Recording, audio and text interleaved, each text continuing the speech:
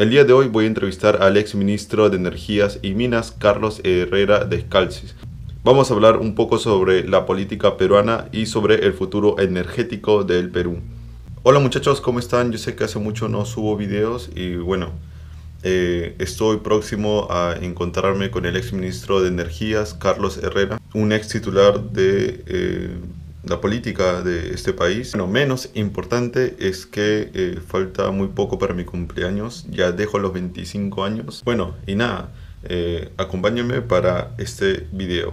Bueno, cuando todo estaba planeado sucedió algo inesperado y no saben. La GoPro se quedó sin batería y no llevé una batería. Y lo que me parece raro porque lo dejé cargando durante bastante tiempo, durante por lo menos 2 horas, 3 horas. Y la batería estaba llena cuando salí. Hice algunas tomas camino a la entrevista con el ex ministro. No sé qué sucedió en realidad. Puede que la batería que haya cargado ya esté mal. La verdad, se me fue muy rápido el tiempo. Tenía todo previsto, pero tuve que hacer otras cosas sobre otro trabajo. Y bueno, lo que grabé fue con mi celular, que en realidad la cámara está bastante mal. Y bueno, les dejo el siguiente video con el ex ministro de Energías y Minas. Los recursos que administra este ministerio van a ser algo así como $1 billón. Podríamos hacer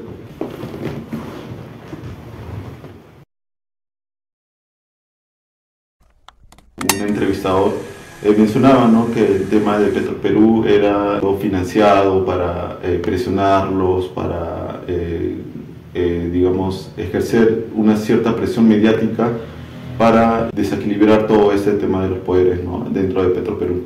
O sea, en el caso, yo he visto casos y he percibido casos donde había una presión en una dirección o en otra.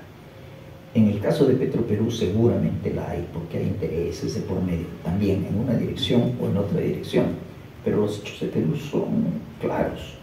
O sea, Petroperú comenzó un proyecto que tenía un costo de $1.500 millones, terminó costando $6.000 millones.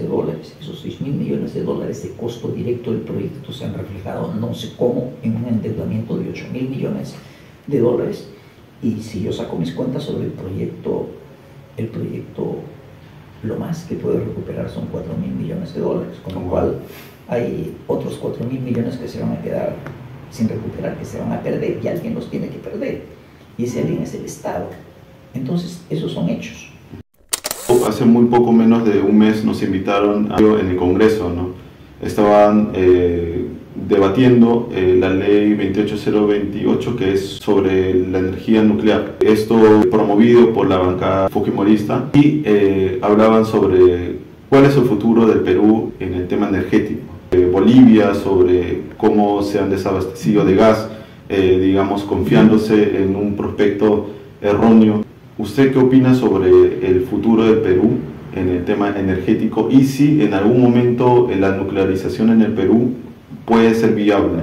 O sea, el Perú, bien manejado, no debería tener problemas de energía porque tiene los suficientes recursos. Pero en el caso de energía, el tema es tan grande, de una tal magnitud, que necesita que alguien lo oriente, alguien tiene que trazar la cancha, y ese es el Estado. Y yo veo al Estado ausente en el sector energía. Entonces, la falta de ausencia del Estado hace que las empresas, que son los actores, tomen sus decisiones, pero las toman sin ninguna orientación, la toman solamente en base a su propia orientación. Y a su propio interés también. Entonces, ¿no? Claro, pero eso es legítimo, es absolutamente válido, porque el Estado es el que tiene que trazar el interés común y entonces poner unos lineamientos que hacen que las empresas lo cumplan. O sea, el sector es tan grande y hay tantas empresas de todo tipo, de generación, de transmisión, de distribución. Si hablo del sector eléctrico, peor si hablo de hidrocarburos. Entonces, cada empresa tiene su propio campo, es un campo pequeño. Ellos se desempeñan entre esos, viendo su rendimiento económico. Lo natural es que la empresa privilegie sus intereses, no los intereses del Estado. Alguien tiene que privilegiar los intereses del Estado y eso no se hizo. Le pongo un ejemplo claro. En el Perú no se pudo dar hasta ahora la masificación del gas. ¿Por qué? Porque para masificar el gas se necesita tener como ancla a un gran consumidor. Y los consumidores residenciales son colaterales. Por ejemplo, cuando ocurrió lo de Lima, cuando se abrió el mercado de gas para Lima, entonces en Lima estaban los grandes consumidores, principalmente las centrales de generación eléctrica y también la industria, incluso el transporte, que es un mercado mucho menor. Entonces el precio del gas era tan barato que para los grandes consumidores, para la industria y para las generadoras eléctricas, ellos pagaban infraestructura. Entonces, para el consumidor residencial, lo único que tenían que pagar es la distancia, el recorrido entre la infraestructura construida para lo grande y lo de ellos. Y eso es asequible y les permite tener costos aceptables. Pero si eso mismo se quería replicar en provincias no había industria, no había consumidores. Y como no había consumidores, cuando se sacaba el costo del gas, resultaba lo mismo que el GLP. Exacto. Y entonces las empresas muchas veces ganaron los concursos porque suponían que eso funcionaba y cuando hicieron sus cifras finas vieron que no funcionaba. ¿Qué pasó ahí? Faltó el Estado. Claro. ¿Qué es lo que tuvo que haber hecho el Estado desde el comienzo? El Estado pudo haberle puesto reglas a las termoeléctricas y decirles, no todas van a instalar en Lima. O sea, cada una, por ejemplo, una regla puede ser, una tiene que estar a 300 kilómetros de la otra, y así hubiera podido extender las plantas eléctricas hacia el norte y hacia el sur del Perú, cada 300 kilómetros, cada 200 kilómetros.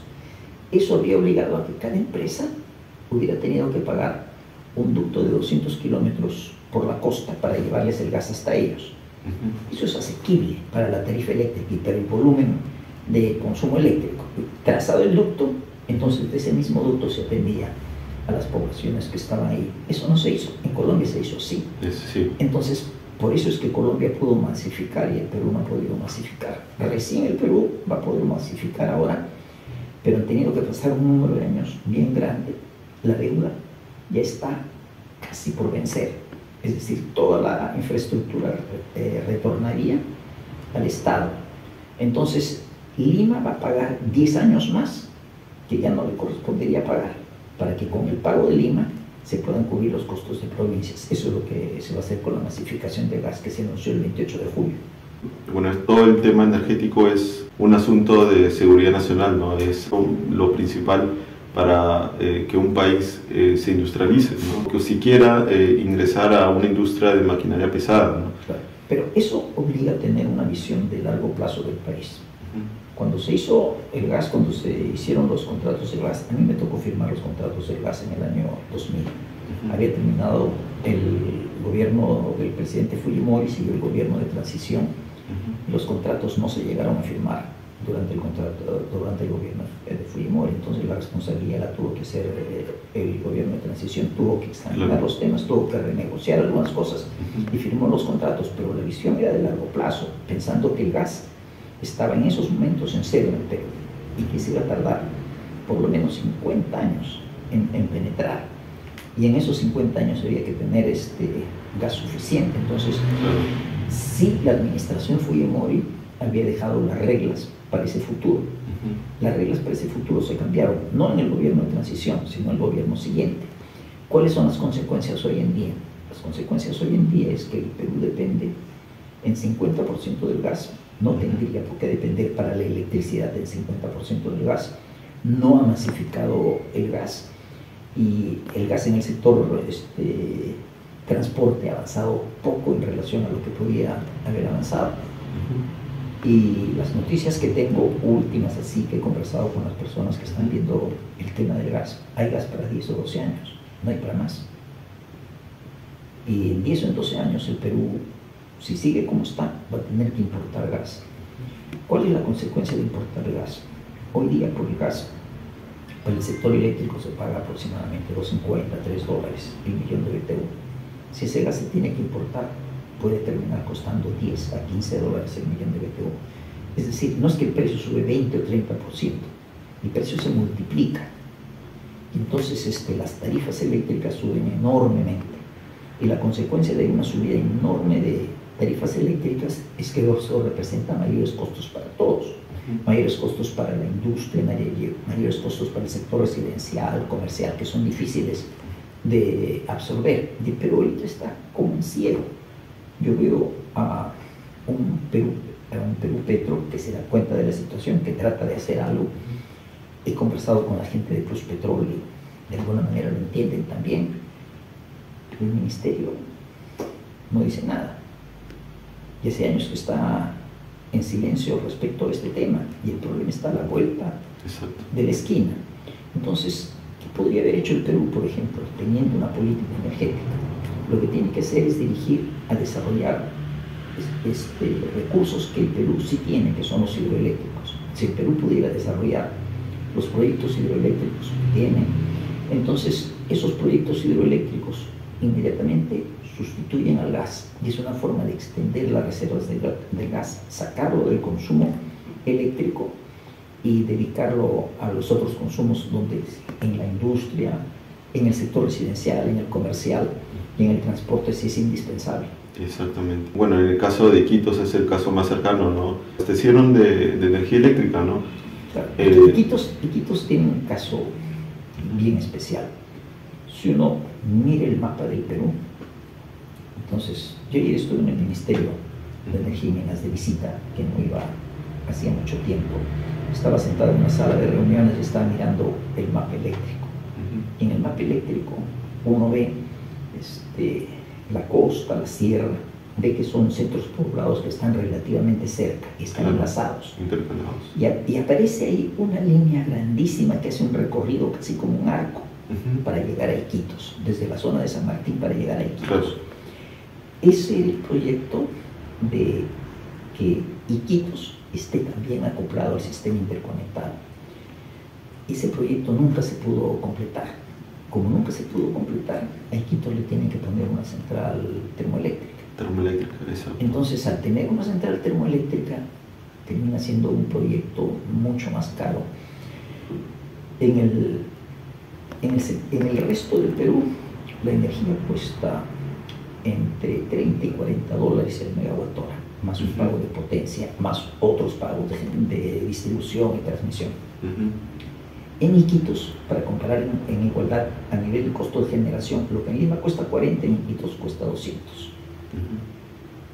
Ya, entonces, ¿qué cosa es lo que se hace para amortiguar el sufrimiento? A los 40, donde Iquitos tendrá pues 300.000 personas, 400.000 personas, ¿no? Y Perú son ya 34 millones de personas. Entonces, a los 30 millones de personas que están en el sistema interconectado se les carga un poquito. Y ese poquito, cuando lo que aportan, digamos, 30 millones de personas se divide entre 300.000 personas, es 100 a 1. Entonces, eso sirve para amortiguar el pago de ellos. El pago es menor, pero eso no significa, no quita que el costo sea mayor, ¿no? Exacto.